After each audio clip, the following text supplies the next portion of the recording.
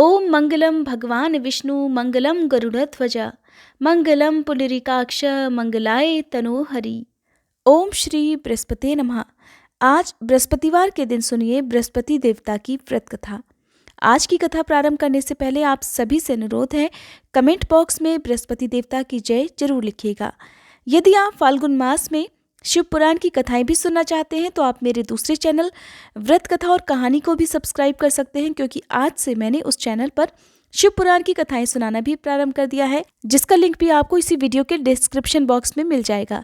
आइए सुनते हैं बृहस्पति देवता की व्रत कथा। भारतवर्ष में एक प्रतापी और दानी राजा राज्य करता था। वह नित्य गरीबों और ब्राह्मणों की सहायता करता था। ये बात उसकी रानी को अच्छी नहीं लगती। वह ना तो गरीबों को दान देती और न ही भगवान का पूजन किया करती थी, और राजा को भी दान देने से मना किया करती थी। एक दिन राजा शिकार खेलने वन को गए हुए थे तो रानी महल में अकेली थी। उसी समय बृहस्पति देव साधु वेश में राजा के महल में भिक्षा के लिए गए और भिक्षा मांगी। तब रानी ने भिक्षा देने से इनकार कर दिया और कहने लगी, हे साधु महाराज, मैं तो इस दान पुण्य से तंग आ गई हूँ। मेरा पति सारा धन लुटाता फिरता है। मेरी इच्छा है हमारा सारा धन नष्ट हो जाए, फिर ना रहेगा बांस और ना बजेगी बांसुरी। साधु ने कहा, देवी तुम तो बड़ी विचित्र हो। धन संतान तो सभी चाहते हैं, पुत्र और लक्ष्मी तो पापी के घर में भी होनी चाहिए। यदि तुम्हारे पास अधिक धन है तो भूखों को भोजन दो, प्यासों के लिए प्याऊ बनवाओ, मुसाफिरों के लिए धर्मशालाएं खुलवाओ, जो निर्धन अपनी कुंवारी कन्याओं का विवाह नहीं कर सकते उनका विवाह करा दो। ऐसे और कई काम हैं जिनके करने से तुम्हारा यश लोक परलोक में फैलेगा। परंतु रानी पर उपदेश का कोई प्रभाव नहीं पड़ा।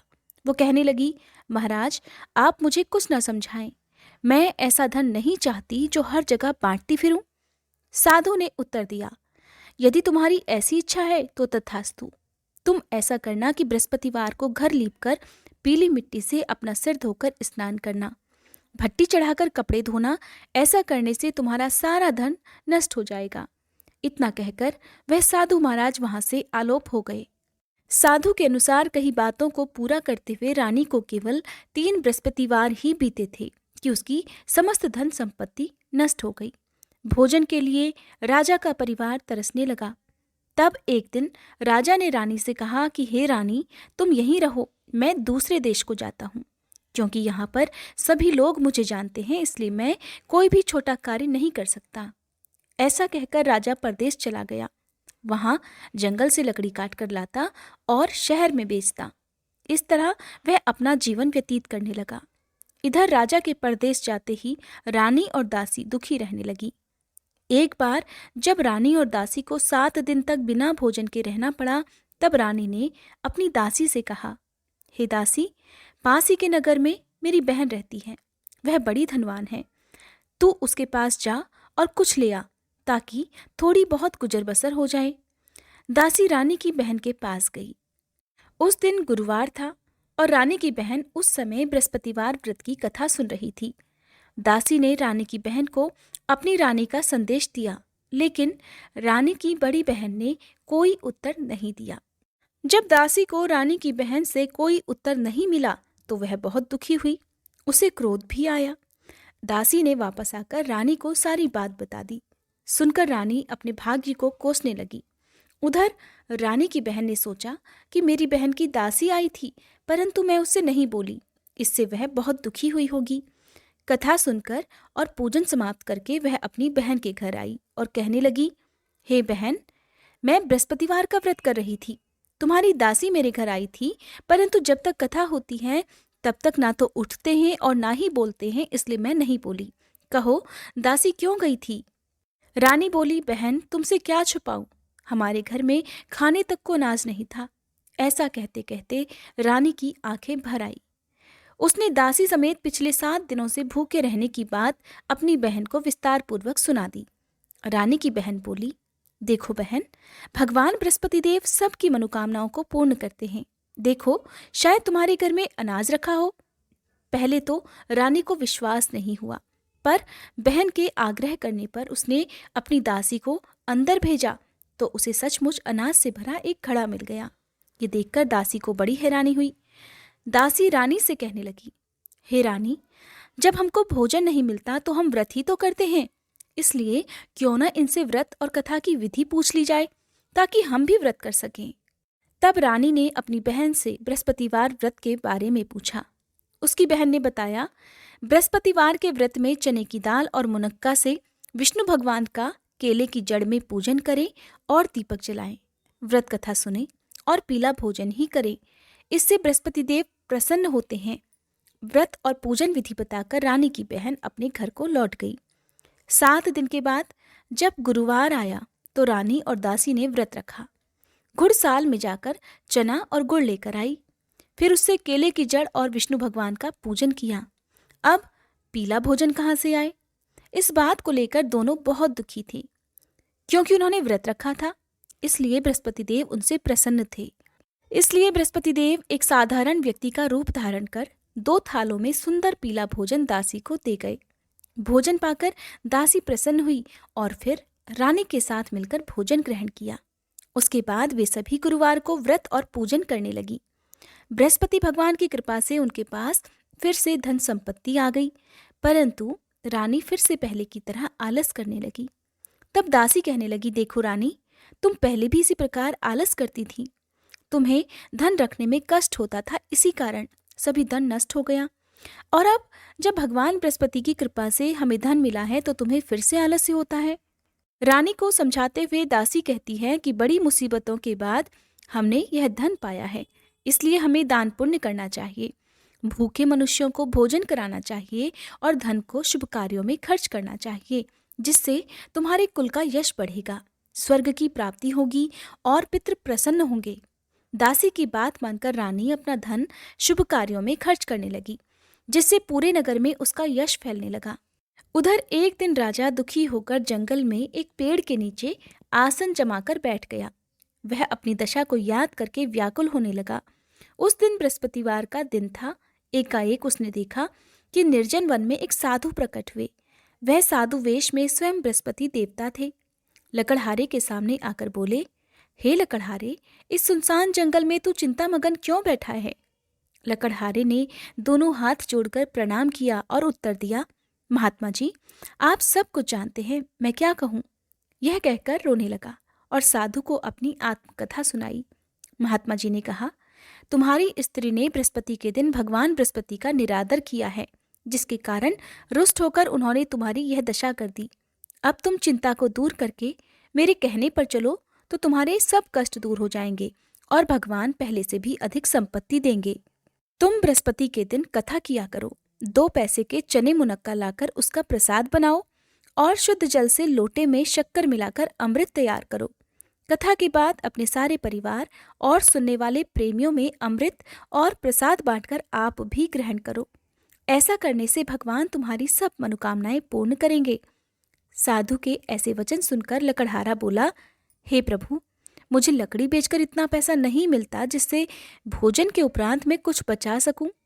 मैंने रात्रि में अपनी स्त्री को व्याकुल देखा है, मेरे पास कुछ भी नहीं जिससे मैं उसकी खबर मंगा सकूं।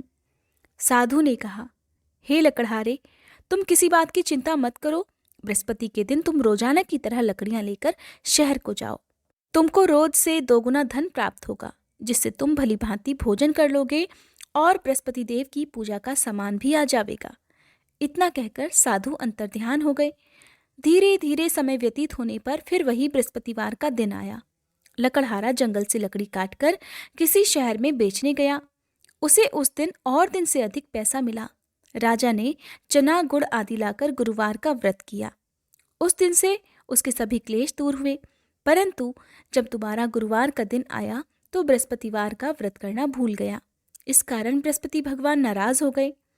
उस दिन उस नगर के राजा ने विशाल यज्ञ का आयोजन किया और शहर में यह घोषणा करा दी कि कोई भी मनुष्य अपने घर में भोजन न बनावे, न आग जलावे, समस्त जनता मेरे यहाँ भोजन करने आवे।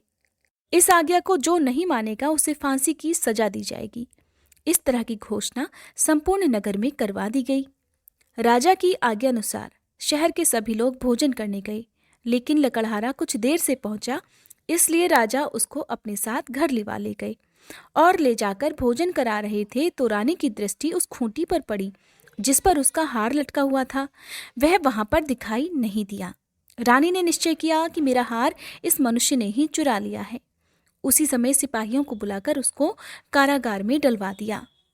अब जब लकड़हारा कारागार में पड़ गया तो बहुत दुखी होकर विचार करने लगा कि न जाने कौन से पूर्व जन्म के कर्म से मुझे यह दुख प्राप्त हुआ है, और उसी साधु को याद करने लगा जो कि जंगल में मिला था।